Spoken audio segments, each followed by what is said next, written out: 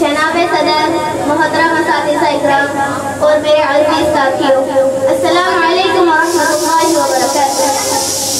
अऊज़ु बिल्लाहि मिनश शैतानिर रजीम। बिस्मिल्लाहिर रहमानिर रहीम। नहमदुहु व नुसल्ली अला रसूलिहिल करीम। अम्मा बअद। क़ाल अन्नबिय्यु सल्लल्लाहु अलैहि वसल्लम मन तरका सलातन मुतअम्मिदन फ़क़द कफ़र। मुअज़्ज़ज़ सामईन इकराम, आज के जिस उन्वान पर मुझे लफ्ज़शाई करने का मौका मिला है वो है नमाज की अहमियत और बेनमाजी का अंजाम। नमाजों को ही पढ़ने में नमाजी देर करते हैं, नमाजों को ही पढ़ने में नमाजी देर करते हैं, तभी इंसाफ पढ़ने में काज़ी देर करते हैं। फरिश्ते रिज़्क़ लाते हैं फजर में उठने वालों का, फरिश्ते रिज़्क़ लाते हैं फजर में उठने वालों का, मगर सुबह को उठने में तो हम ही देर करते हैं। मुअज़्ज़ज़ सामईन इकराम, हमारे नबी सल्लल्लाहु अलैहि वसल्लम ने फरमाया, जिस शख्स ने नमाज को जानबूझकर छोड़ा गोया कि उसने कुफ्र किया। और अल्लाह रब्बुल आलमीन ने कुरान करीम में फरमाया है, नमाज कायम करो, क्योंकि नमाज सब पर मुकर्रर वक्तों पर फर्ज की गई है। बुखारी शरीफ की रिवायत है कि अल्लाह के नबी सल्लल्लाहु अलैहि वसल्लम ने फरमाया, नमाज कायम करो जिस तरह तुम मुझे अदा करते हुए देखते थे। अल्लाह के नबी सल्लल्लाहु अलैहि वसल्लम फरमाते हैं, नमाज कायम करो, नमाज कायम करो। अल्लाह ताला ने जिस तरह हमारे नबी सल्लल्लाहु अलैहि वसल्लम पर नमाज पढ़ने का हुक्म दिया है, इसी तरह हमें नमाज पढ़नी चाहिए।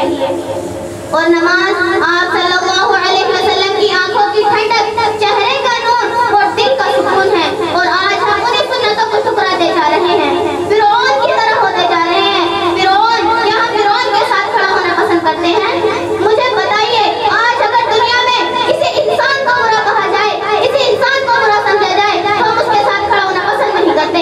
तो फिर वो फिरौन जिसे अल्लाह रब्बुल इज्जत ने दुनिया और आखिरत में जिल्लत और रुसवाई से हमकिनार कर दिया, कल हमें उसके साथ खड़ा होना पड़ेगा अगर हम नमाजों को अदा नहीं करेंगे। मुअज़्ज़ज़ सामईन इकराम, अगर हम नमाजों को अदा नहीं करेंगे तो अल्लाह रब्बुल आलमीन हमें अपनी रहमत के साए में जगह नहीं देंगे, क्योंकि अल्लाह ताला अपनी रहमत के साए में उन्हीं लोगों को जगह देंगे जो दुनिया में रहकर नमाजों की फिक्र किया करते थे, जो दुनिया में रहकर सजदा किया करते थे। और याद रखना, जिसे वो रहमत का साया मिल गया वो कल क़यामत की हर मुसीबत और परेशानी से बच गया।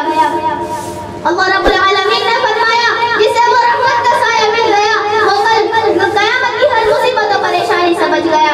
मुअज़्ज़ज़ सामईन इकराम, हमने मुहम्मद रसूलुल्लाह सल्लल्लाहु अलैहि वसल्लम की कई हदीसों में सुना है कि वो क़यामत का दिन कितना खतरनाक और कितना भयानक दिन होगा।